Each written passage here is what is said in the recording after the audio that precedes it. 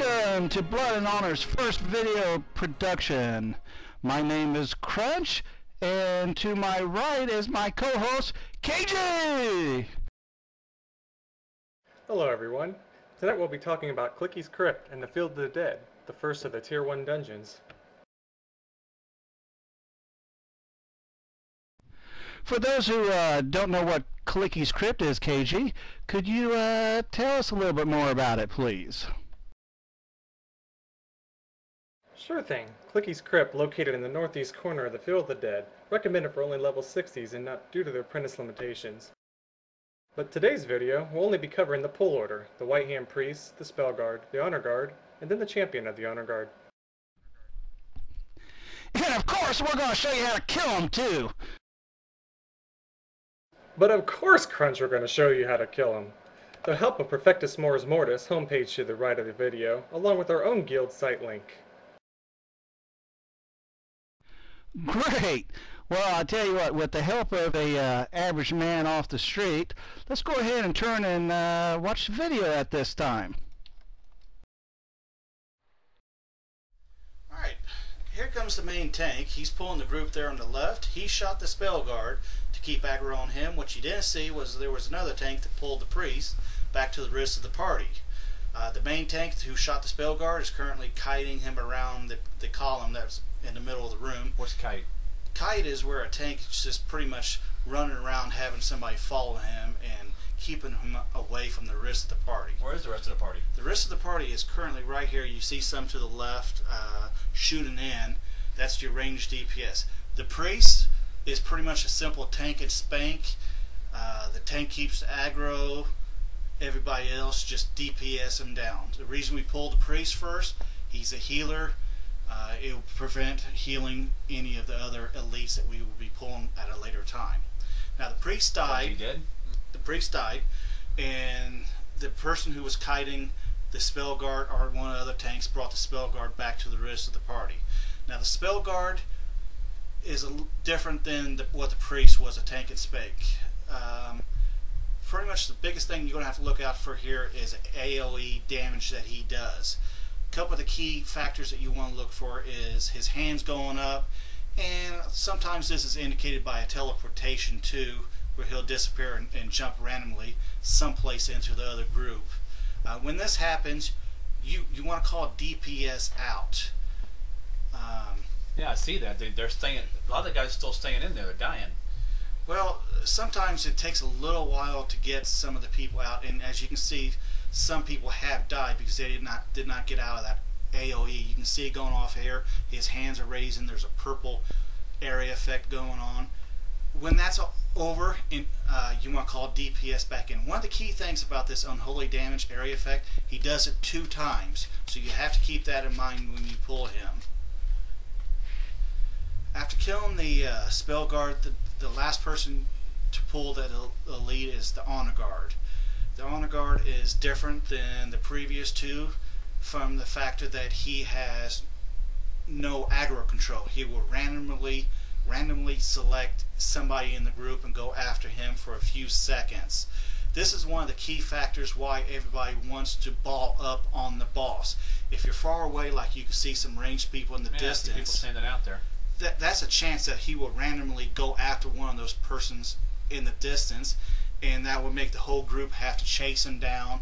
DPS will have to stop until they catch back up to him, and also it's a little bit harder on the healers. That's why we really want everybody to ball up on the Honor Guard. If you find yourself chasing them around, it's because you got a few people out there who did not ball up. Alright, what we have here is your first boss encounter. He's called the Champion of the Honor Guard. 3 major factors you have to keep in mind about this boss is, 1, he has a very, very high health regeneration. So any abilities that you have that can decrease health regeneration, you want to try to keep on him. This will help bring down his health at a faster rate. He's got a pretty fast health regeneration, doesn't he? Yes, he does. The second thing you want to keep in mind about this boss is he will eventually start doing some area effects. The area effects is about a 15-20 feet radius around him. As you can see, there's a group of ranged people staying at the far right. The reason they're all grouped together is one healer full range party at one time. Now what you just saw happen was an ability that the boss does. It's called a curse.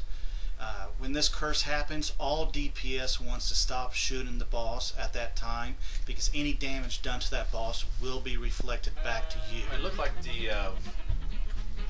that guy was by himself. The tank was by himself. That way, no one around him. It looked like, so he was free to run off or something. I don't know. What happened there is they were all sitting on one side. During the curse, the tank took him around the column 2 times. You don't necessarily have to do it 2. Do it as much as you can. This gives the tank an opportunity to get his health back. One of the key factors about this and keeping your tanks alive is you do not want to block that tank in. As you can see, there's never any DPS, melee DPS, standing behind the tank. That way, in case the tank's health starts going bad, the tank can take off behind him and track him around until his health gets back up. Now, he's doing some big area effects now, isn't he? Yes. Around 30%, his area effects will start going off. This is that red glow that you start seeing pulsing around his feet. Once again, key factor, the range is all grouped up. That way the healer can keep those ranged people healed instead of having them spread out.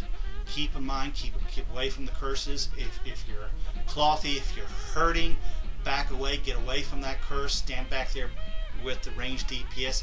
Give yourself health a chance to regenerate. It's really important too that if you're in close melee, help the healers out. Keep those health pots rolling. Once again, we're going to be slowing down here. The boss will be down to about 3% of his health, 3-4% of his health. Once again, you're really tempted to go in there and kill him, but as he gets closer to death, I believe his pulses will actually start generating a little bit faster. This is the first boss. Once again, watch out for his curses. It's unholy damage. Do not block the tank in. Keep your ranged DPS grouped. And back to you guys. Well, that was a pretty good video. Hope it helped some people out. But that average Joe you picked up didn't have much to talk about there, eh, Crunch?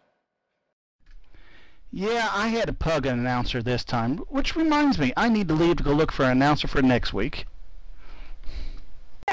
Joining us from Perfectus mortis is Stardust. Stardust is one of the Necromancer Raiders in this video. Star, what role did you play? Along with my buddy, I Like Turtles, is mostly responsible for minion killing and DPS. A Necro's instant minion kill comes in real handy when you're taking out the trash, and our ranged DPS, it serves us pretty well when avoiding the Spellguard's AoE. As a mage class, can you tell us when is not a good time to spell weave? Generally, when taking on either a Spellguard or the champion, it might take your raid a little bit longer to take them down, but it's a lot better than having all your DPS wipe. For the viewers who are not level yet, up to level 60, what are the benefits of raiding in your opinion? Well, my favorite is that I get to wear such fashionable headgear like this lovely avocado sitting on my head. Checkos. Star, can you tell us a little bit about your guild? Yeah, Perfectus mortis is an easygoing or friendly guild. We've got about 65 active members, and not including our alts, and we're open to all classes and levels. Well, that's just about it. Thanks for watching the video. We hope this helped a little bit. Feel free to rate and any comments in below. Good night, everybody.